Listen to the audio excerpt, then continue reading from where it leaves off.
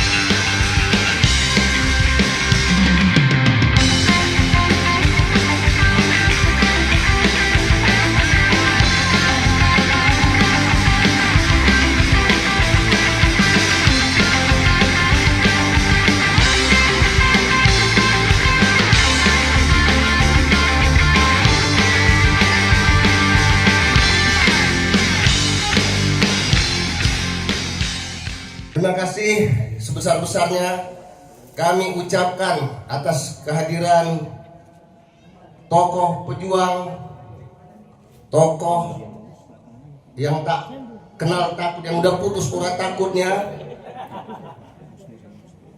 dan kawan-kawan alumni saya, kawan-kawan alma mater saya juga hadir. Ada Gus Nur, tanpa kita duga Allah izinkan hadir. Kami satu alma mater. Dan tanggal 15 Agustus ada pertemuan mantan Tapol-Napol korban Jokowi. 15 Agustus kemarin saya hadir di Jakarta, tetapi judul itu berganti. Pertemuan mantan Tapol-Napol dan terlapor, kan Mas Roy. Jadi diganti judulnya waktu itu. Kemudian 18 Agustusnya lagi kami ketemu di Jogja, launching buku perdana launching yang sangat fenomenal karena ditutup gedungnya. Dan saya pikir Medan akan begitu, ternyata alhamdulillah tidak. Terima kasih pada semua pihak yang telah mendukung acara ini. Kami ucapkan sangat-sangat terima kasih dan kita berharap acara ini sukses hingga akhir nanti. Walaupun di awal-awal, bahkan tadi juga ada kawan dari Jakarta yang telepon Mas Waya, jadinya Mas ke Medan, jadi acaranya. Orang masih ragukan acara ini jadi atau tidak. Tapi dengan keteguhan dan kesungguh-sungguhan kita, walaupun sumber dana ditutup, alhamdulillah kita sanggup mengadakan acara ini. Dan insya Allah sukses. Dan beliau-beliau para pejuang ini selamat sampai pulang ke tempatnya nanti. Amin. Mungkin itu saja. Terima kasih. Oh, ada lupa. Ini tanggal 10 November. Oktober. Gus. Ingat Gus, 10 Oktober kita rayakan itu. 5 tahun lalu 10 Oktober dan 4 tahun lalu 10 Oktober juga. Hari ini 10 Oktober juga. Hari saya ditangkap dan hari saya dibebaskan. Jadi ini hari sejarah. Dan kita harap pertemuan ini juga sangat fenomenal dan bersejarah. Terima kasih. Billahi fisabil haq, astabiqul khairat. Nasrun minallah wa fathun qarib. Assalamualaikum warahmatullahi wabarakatuh. AJMG, ikuti kata-kata saya. AJMG. AJMG. Adili Jokowi. Adili Jokowi. Makjulkan Gibran. Makjulkan Gibran. Tangkap Bobi. Tangkap Bobi. Baik, terima kasih. Kita beri aplaus untuk Ketua Panitia Bapak Izin Ferry Amri. Baik, Bapak Ibu sekalian, mungkin selanjutnya acara kita serahkan kepada moderator. Dalam hal ini akan dipimpin oleh Buya Rafdinal Esos MAP. Kepada Buya, waktu dan tempat dipersilakan. Kita beri aplaus Bapak Ibu sekalian untuk Buya. Terima kasih. Assalamualaikum warahmatullahi wabarakatuh. Alhamdulillah, puji syukur kepada Allah, salawat dan salam pada Rasulullah Muhammad SAW. Allahumma sholli ala Muhammad. Bapak Ibu sekalian, kita bersyukur siang sore ini agenda acara kita dapat kita laksanakan, walau banyak hambatannya, banyak tantangannya. Tadi Ketua Panitia sudah menyampaikan, akhirnya kita bisa dapat melaksanakan. Tentu rasa syukur ini menjadi satu semangat dan spirit buat kita untuk kita mendiskusikan buku yang luar biasa ini, sehingga kita warga Medan Sumatera Utara bisa lebih memahami lebih dekat, lebih mendalam buku yang ditulis oleh para tokoh kita. Tentu yang kita muliakan, Gus Nur hadir bersama dengan kita, dan beliau adalah orang yang pertama juga dulu bersama dengan Bambang Tri setelah terkait dengan kasus ini, dan beliau akhirnya menjadi bagian dari penindasan rezim, ya. Dan alhamdulillah beliau bersama dengan kita. Kemudian Mas Roy, Bu Dr. Bu Tifa, terima kasih atas kehadirannya. Dan Bapak Ibu sekalian, acara kita ini tidak hanya mendengarkan penjelasan dari penulis, kita juga menampilkan para pembanding, pembedah buku yang kapasitas mereka kita akui di Sumatera Utara. Kita hadirkan juga bersama kita Profesor Dr. Dida Ramajaya. Beliau tokoh kita di Sumatera Utara, ya, pendiri Gadget Sehat Indonesia, Ketua Matahari Pagi Kota Medan. Beliau sudah saraf yang sangat konsen dengan gerakan-gerakan ya, keumatan. Kemudian juga hadir bersama kita Dr. Sohibul Ansor Siregar, pakar politik Sumatera Utara, yang tidak asing bersama dengan kita. Banyak pikiran-pikirannya, gagasannya yang luar biasa, yang kadang-kadang menyentak ya kita semua. Kalau Mas Roy, Pak Sohib ini kalau tinggal di Jakarta, Jogja, udah mengalahkan para pakar sebenarnya. Ya karena tinggal di Medan ini sebenarnya kan. Tapi dari Medan pun mengguncang Jakarta dia. Pak Sohibul Ansor. Satu lagi sebenarnya panelis kita pembanding kita Pak Dr. Abdul Khalik MAP, jurnalis senior waspada, dosen, tapi masih dalam perjalanan sebenarnya. Mantan ketua KPU. Mantan ketua KPU tertinggi, ya, dalam perjalanan.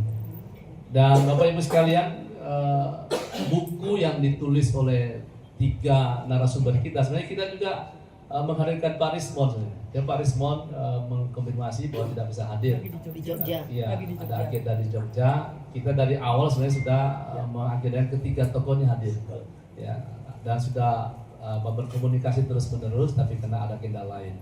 Dan kita bersyukur 2 dari 3 penulis hadir. Nah, buku yang luar biasa ini adalah buku Jokowi White Paper ini.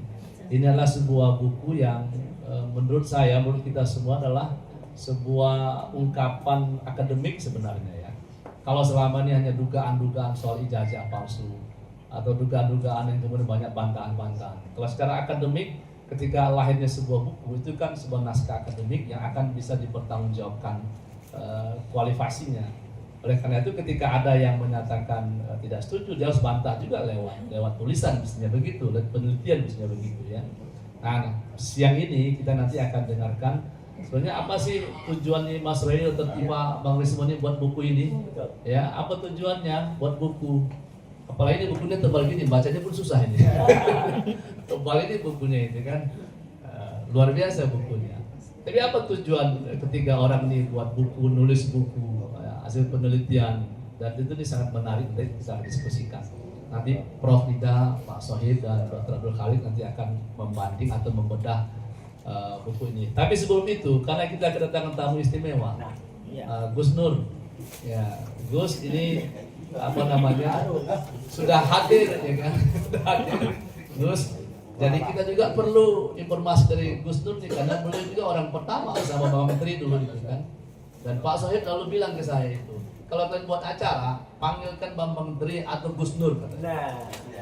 Langsung dijawab. Iya, karena Bang Menteri tidak bisa kita koordinasikan, ternyata Allah melapangkan Gus Nur ke sini. Nah, kita minta Gus Nur dulu untuk bicara. Gus, sebenarnya sejarahnya gimana nih Gus? Silakan Gus. Ya, silakan. Alhamdulillah. Baik, assalamualaikum warahmatullahi wabarakatuh. Waalaikumsalam. Alhamdulillahirabbil alamin. Di sini aja ya. Ya. Alhamdulillahirabbil alamin. Allahumma shalli ala sayyidina Muhammad wa ala ali sayyidina Muhammad. Amma ba'du. Tidak ada sehelai daun pun yang jatuh terlepas ke bumi di malam hari melainkan dengan izin Allah. Saya ketemu Bang Roy, Pak Roy Surya sama Dr. Tifa ini gak janjian, gak tahu kalau ada acara ini. Saya ada acara safar dakwah 10 hari di Medan. Ini hari keempat. baru tadi jam 10 baru ada kabar kalau ada Mas Roy Suryo sama Dr. Tifa di sini. Nah, ketemu sama beliau nih. Satu kamar sama saya di baris krim ya. Jadi saya mohon izin tidak bisa sampai tuntas karena 4:30 saya harus meluncur lagi perjalanan 2,5 jam dari sini, entah di mana daerahnya saya lupa tadi. Saya barusan khotib Jumat di tempatnya Pak Edi. Jadi kita diundang makan bersama di rumahnya beliau. Orang yang terdolimi juga ya. Nah, kurang lebih seperti itu. Baik, Bapak Ibu, coba perhatikan. Pak Roy Suryo dengan Bu Dr. Tifa ini dengan Mas Rismon ya sudah menerbitkan buku setebal 700 halaman sebagai bentuk tanggung jawab moral ya, etika, estetika, ilmu, saintifik dan macam-macam. Sementara dari pihak sana, pihak Termul masih sibuk mau demo buka BH katanya. Ya. Buka hanya pakai BH dan celana dalam saja, sibuk mendesak-desak polisi, cepat tangkap, tidak bisa. Kalau ijazahnya asli, baru silakan ditangkap. Ijazahnya nggak ada, nggak pernah ada.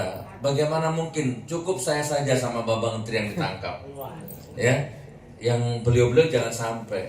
Kalau beliau-beliau ditangkap juga, berarti belum ganti presidennya berarti, ya kan? Walaupun Pak Roy Suryo ada 10 masjid, 2 menggagalkan. Di Jakarta kemarin 10 masjid, 2 membatalkan. Di Medan 2 juga membatalkan. Katanya didatangi polisi. Nah ini saya juga heran, kok masih ada polisi intimidasi masjid-masjid ini. Padahal presidennya udah ganti. Nah ini tanda-tanda bahwa kekuatan geng Solo itu masih ada. Tapi sebagai umat Islam, sebagai pejuang di jalan kebenaran, haram hukumnya takut kepada siapapun termasuk geng Solo. Kan gitu ya. Nah, saya akan mengulang kata-kata saya yang saya sampaikan beberapa minggu yang lalu sama beliau juga di Malang. Bapak Ibu, di ruang sidang. Nah, jadi kalau saya Mas Roy Suryo debat di TV, walaupun sampai gontok-gontokan itu nggak ada kekuatan hukumnya. Ya cuman kekuatan opini tetap ada ya. Cuman kekuatan hukumnya nggak ada. Palsu, asli. Ya hanya gitu-gitu aja. Yang naik rating TV-nya. Gitu kan? Tapi nggak ada kekuatan hukumnya. Tapi kalau Bapak Ibu tahu sebenarnya di balik layar debat-debat kita di TV itu jelas kelihatan. Kami ini kalau debat di TV, begitu break iklan, kami ngalir. Kami sibuk dengan pikiran kami masing-masing, mereka sibuk konsolidasi. Kamu nanti nyerang, kamu nanti gini ya, mereka sibuk bagi tugas. Gitu ya. Jadi luar biasa, mereka tuh memang benar-benar cari makan memang. Cari jabatan. Nah, ya, kalau kita insya Allah mencari ridho Allah ya, mencari kebenaran. Alhamdulillah, kita doakan Bu Dr. Tifa dan Mas Roy Suryo mudah-mudahan nggak jadi komisaris. Ya. Mudah-mudahan ya. Baik Bapak Ibu, di ruang sidang, saya di sidang di Solo 6 bulan. Jaksa penuntut umumnya tuh mendatangkan 35 saksi. Guru sekolahnya, teman sekolahnya, kepala sekolahnya didatangkan semua. 35 saksi. Semua ditanya sama jaksa, sama pengacara juga. Pernah lihat nggak ijazah aslinya? Semua menjawab tidak, belum. Itu kejanggalan pertama. Nih ya, direkam. Saya nggak mungkin bohong. Jejak digitalnya ada. Waktu itu sidang terbuka untuk umum. Pernah lihat ijazah asli? Tidak pernah. Pernah lihat ijazah asli? Tidak pernah. 35 saksi. Itu kejanggalan yang pertama. Yang kedua, ada saksi, saya lupa namanya, ibu siapa, dia disumpah dengan Injil. Karena dia mengaku Kristen, ya sudah, disumpah dengan kitab, Al-Injil. Dengan menyebut nama Tuhan Yesus Kristus, saya bersumpah, bla bla bla gitu ya, di depan hakim. Nah, ketika dia duduk jadi saksi, dicecar dengan pengacara kita, ternyata di BAP-nya dia, di situ ada kata-kata, saya sebagai umat Islam sangat keberatan bahwa Al-Quran dipakai alat bermubahalah untuk membohongi orang, bla bla bla bla. Gitu kan? Pengacara, saya kaget pengacaranya, loh, Bu, bukannya tadi Anda disumpah pakai Injil, agamanya Kristen. Lah ini kok mengatasnamakan orang Islam. Saya keberatan Al-Quran dijadikan alat mubahalah membohongi gini. Ini gimana ini? Dari situ heboh persidangan. Ya, langsung kita buka semua itu BAP dari 35 saksi itu ternyata plek copy paste. Gitu ya. Jadi ini kerjanya polisi nih ya. Luar biasa polisi. Diazab pada besok sama Allah. Mana kalau ada polisi di sini nih? Diazab Anda, bukan polisi Solo, bukan di sini maksudnya. Nah di sini Salonda ya. Jadi copy paste saja BAP-nya itu, Pak. Jadi ibarat Anda itu 10 orang diperiksa, BAP-nya sama, kan tidak mungkin. Itu kejanggalan yang kedua. Nah akhirnya klimaksnya, puncaknya, saya debat sama jaksanya itu. Pak Jaksa, ini pidana. Beban pembuktiannya ada di Anda. Anda menuduh saya menebarkan fitnah, menebarkan berita bohong, menebarkan kepalsuan, macam-macam. Oke. Sekarang tunjukkan yang asli. Karena dipegang Anda itu kan fotokopi. Nah sekarang tunjukkan yang asli. Dan itu wajib. Menurut undang-undang, nanti biar Mas Roy Suryo yang jelaskan. Wajib, karena itu sebagai alat bukti juga di sidang. Nah, ternyata nggak bisa. Jaksanya nggak bisa mendatangkan yang asli. Padahal di Solo itu, sidangnya itu. Akhirnya saya keceplosan, tapi saya yakini dan saya nggak menyesal. Pak Jaksa, kalau Anda nanti bisa mendatangkan ijazah aslinya, saya cium kakimu di depannya Pak Hakim. Dan saya akan minta maaf kepada media 7 hari 7 malam. Dan saya akan minta maaf kepada keluarga besarnya Pak Jokowi. Alhamdulillah, sampai sidang selesai, ijazah aslinya nggak pernah ada. Sampai detik ini. Nah, lalu jaksa penuntut umum mendatangkan saksi ahli dari MUI, Majelis Ulama Indonesia, ngakunya begitu waktu itu di depan hakim. Pengacara, jaksa sama-sama nanya sama saksi ahli itu, Kiai pakai surban macam-macam.